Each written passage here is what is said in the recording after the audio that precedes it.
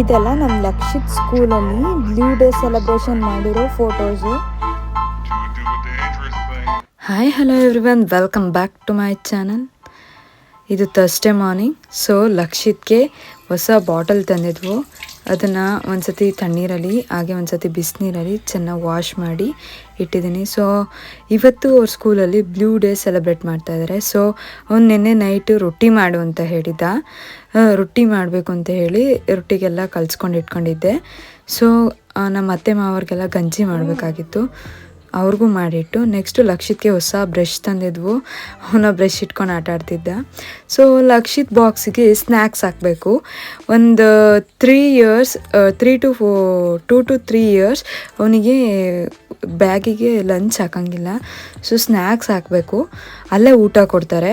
So ನಾನು ಸ್ನ್ಯಾಕ್ಸಿಗೆ ಇನ್ನು ಎಣ್ಣೆ ತಿಂಡಿ ಬೇಡ ಅಂತ ಹೇಳಿ ಬ್ರೆಡ್ ಜಾಮ್ ಅಥವಾ ಬಿಸ್ಕೆಟ್ಸ್ ಅಥವಾ ಹಣ್ಣು ಫ್ರೂಟ್ಸ್ ಈ ಥರ ಎಲ್ಲ ಹಾಕ್ತೀನಿ. ಸೊ ಅವ್ನು ಬ್ಲೂ ಡೇ ಇದ್ದಿದ್ದರಿಂದ ನಾವು ನೆನ್ನೆ ನೈಟೇ ಕ್ರಾಫ್ಟ್ ವರ್ಕೆಲ್ಲ ಮಾಡಿಟ್ಟಿದ್ವು. ಕ್ರಾಫ್ಟ್ ವರ್ಕಲ್ಲಿ ನಾನು ಮನೆ ಮತ್ತು ಒಂದು ಚಿಟ್ಟೆ ಹಾಗೆಯೇ ಅವ್ರ ಅಪ್ಪ 2 ದೋಣಿಗಳನ್ನ ಮಾಡಿಟ್ಟಿದ್ರು.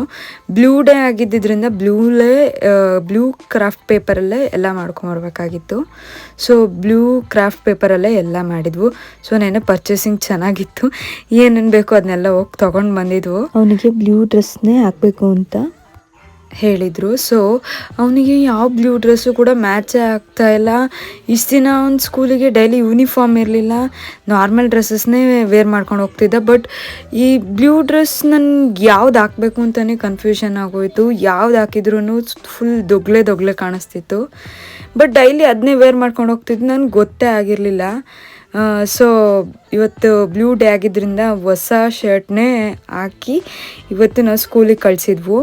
ಸೊ ನಾನು ಅವ್ನ ಕೈಲಿ ಇನ್ನೂ ಏನೇನೋ ಬ್ಲೂ ಡೇ ಬಗ್ಗೆ ಎಲ್ಲ ಏನೇನೋ ಹೇಳಿಸ್ಬೇಕು ಅಂತ ಅಂದ್ಕೊಂಡು ಆಚೆಗಡೆ ಕರ್ಕೊಂಡು ಹೋದೆ. ಸೊ 8:20 ವ್ಯಾನ್ ಬಂದೇ ಬಿಡ್ತು.